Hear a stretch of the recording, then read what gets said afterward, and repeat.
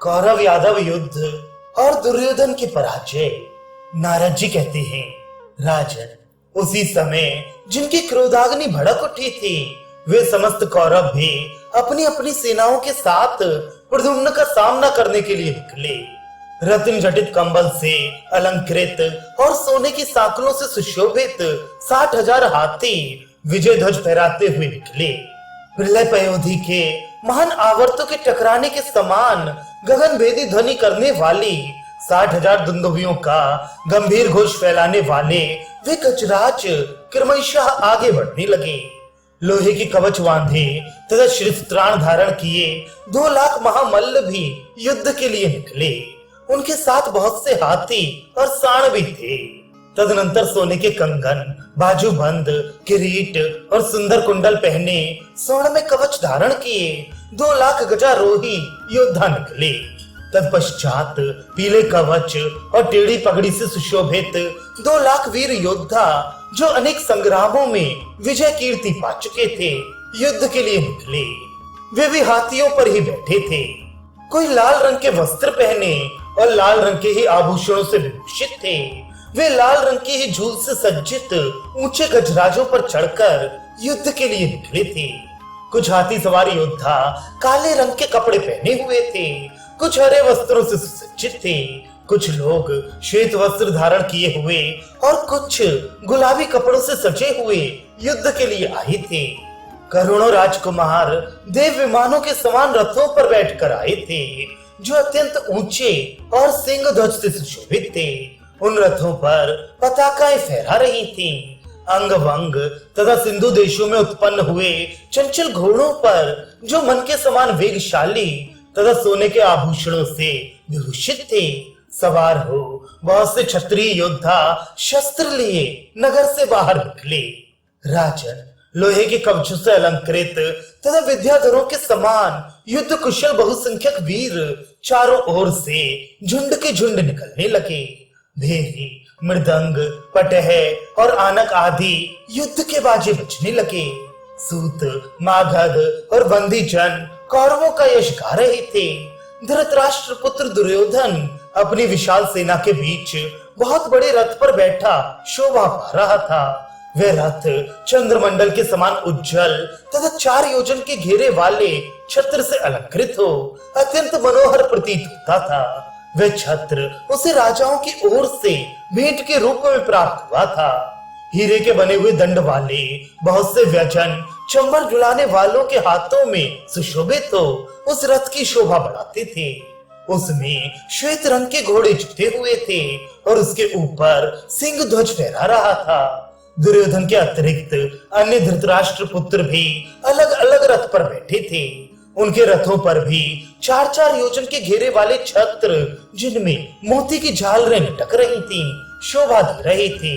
भीष्म, कृपाचार्य, द्रोणाचार्य, बाहिक, कर्ण, शल्य, बुद्धिमान सोमदत्त, अश्वत्थामा, धौम्य, धनुर्धर वीर लक्ष्मण, शकुनी, दुशासन, संजय, भूरिश्रवा तथा यज्ञ केतु के साथ सुंदर रथ पर बैठकर आता हुआ राजा दुर्योधन मरुदगणों के साथ इंद्र की भांति शोभा पा रहा था। राजन, उसी समय इंद्रप्रस्थ से पांडवों की भेजी हुई 2 पृतना सेना कौरवों की सहायता के लिए आई। कौरवों की 16 अक्षौणी सेनाओं के चलने से पृथ्वी हिलने लगी। दिशाओं में कोलाहल व्याप्त हो गया और उड़ती हुई धूल से आकाश में अंधकार छा गया। घोड़े, हाथी तथा रथों की रीढ़ों से व्याप्त आकाश में सूर्य एक तारे के समान प्रतीत होता था। भूतल पर अंधकार फैल गया। समस्त देवता शंकित हो गए। यत्र तत्र हाथियों की टक्कर से वृक्ष टूट टूट कर गिरने लगे। घुड़सवार वीरों के अश्व चालन से भूखंड मंडल खुद गया। कौरव और वृषणी वंशियों की सेनाएं परस्पर जूझने लगी, जैसे प्रलय काल में 7 समुद्र अपनी तरंगों से टकराने लगते हैं। उसी प्रकार उभय पक्ष की सेनाएं तीखे शस्त्रों से परस्पर प्रहार करने लगी। जैसे बाज पक्षी मांस के लिए आपस में जूझते हैं, उसी प्रकार उस युद्ध भूमि में घोड़े घोड़ों से, हाथी हाथियों से, रथी रथियों से और पैदल पैदलों से भिड़ गए। महावत महावतों से, सारथी सारथियों से तथा राजा राजाओं से रोष पूर्वक इस प्रकार युद्ध करने लगे, मानो सिंह सिंहों से पूरी शक्ति लगाकर युद्ध कर रहे हों। तलवार, भाले, शक्ति, बर्छे, पट्टेश, मुदगर, गदा, मूसल, चक्र, तोमर, भिंदीपाल, शतघ्नी, भुशुंडी तथा कुठार आदि चमकीले अस्त्र शस्त्रों एवं बाण समूहों द्वारा रोषावेश से भरे हुए योद्धा एक दूसरे के मस्तक काटने लगे। रणभूमि में बाणों द्वारा अंधकार फैल जाने पर धनुर्धरों में श्रेष्ठ प्रद्युम्न बारंबार धनुष के टंकार करते हुए दुर्योधन के साथ युद्ध करने लगे। निरपेश्वर अनिरुद्ध भीष्म के साथ, दीप्तिमान कृपाचार्य के साथ, भानु द्रोणाचार्य के साथ, सांब बाहिक के साथ, मधुकर्ण के साथ तथा बृहद भानु शल्य के साथ भिड़ गए। मैथिल श्री कृष्ण के पुत्र चित्रभानु बुद्धिमान सोमदत्त के साथ, वृक अश्वत्थामा के साथ, अरुण धौम्य के साथ, पुष्कर दुर्योधन पुत्र लक्ष्मण के साथ, कृष्ण कुमार वेदबाहु उस महायुद्ध में शकुनी के साथ, श्री हरि के पुत्र श्रुतदेव सम्रांगण में दुशासन के साथ तथा सुनंदन संजय के साथ युद्ध करने लगे।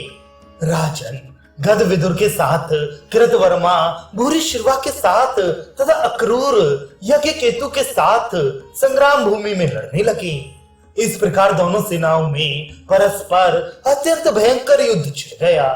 श्री कृष्ण कुमार प्रद्युम्न ने दुर्योधन की विशाल सेना को अपने बाण समूहों द्वारा उसी प्रकार मत डाला जैसे वराह अवतारधारी भगवान ने प्रलय काल के महासागर को अपनी दाढ़ से विक्षुब्ध कर दिया था। बाण से विदीर्ण मस्तक वाले हाथियों के मुक्ता फल आकाश से गिरते समय ऐसी शोभा पा रहे थे मानो रात में भूतल पर तारे बिखर रहे हों। मैथिलेंद्र प्रद्युम्न ने अपने बाणों से उस महासमर में सारथी, रथी एवं रथों को उसी तरह मार गिराया जैसे वायु अपने वेग से बड़े बड़े वृक्षों को धराशायी कर देती है। उस समय दुर्योधन बार बार अपने धनुष को टंकारता हुआ वहां आ पहुंचा। उसने उस युद्ध में 10 बाणों को प्रद्युम्न पर छोड़ा, किंतु यादवेश्वर भगवान प्रद्युम्न ने उन बाणों को अपने ऊपर पहुंचने के पहले ही काट गिराया।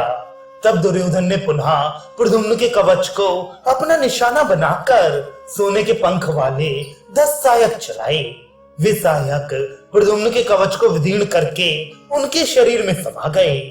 तत्पश्चात सहस्त्र बाण समूहों द्वारा प्रहार करके धृतराष्ट्र के बलवान पुत्र महावीर दुर्योधन ने प्रद्युम्न के रथ के सहस्त्र घोड़ों को मार डाला। फिर 100 बाणों से प्रत्यंचा सहित उनके उत्तम धनुष को भी खंडित कर दिया। प्रद्युम्न उस रथ को त्याग कर तत्काल दूसरे रथ पर जा बैठे। इसके बाद उन्होंने भगवान श्री कृष्ण के दिए हुए धनुष को हाथ में लेकर उस पर विधि पूर्वक प्रत्यंचा चढ़ाई और एक बाण का संधान करके उसे अपने कान तक खींचा। फिर बाहुदंड के वेग से उस बाण को दुर्योधन के रथ के नीचे धसा दिया।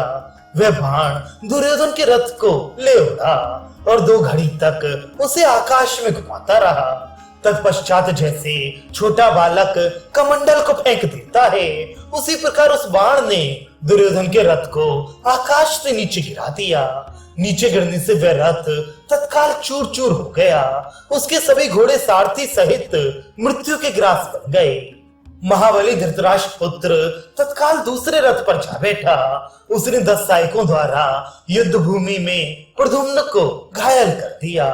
उन सहायकों से आहत होने पर भी श्री कृष्ण कुमार प्रद्युम्न फूल के माला से मारे गए हाथी की भांति तनिक भी विचलित नहीं हुए। उन्होंने श्री कृष्ण के दिए हुए को दंड पर एक बाण रखा और उसे चला दिया। वह बाण रथ सहित दुर्योधन को लेकर जो ही महाकाश में पहुंचा, त्यों ही प्रद्युम्न का छोड़ा हुआ दूसरा बाण भी शीघ्र उसे लेकर और भी आगे बढ़ गया।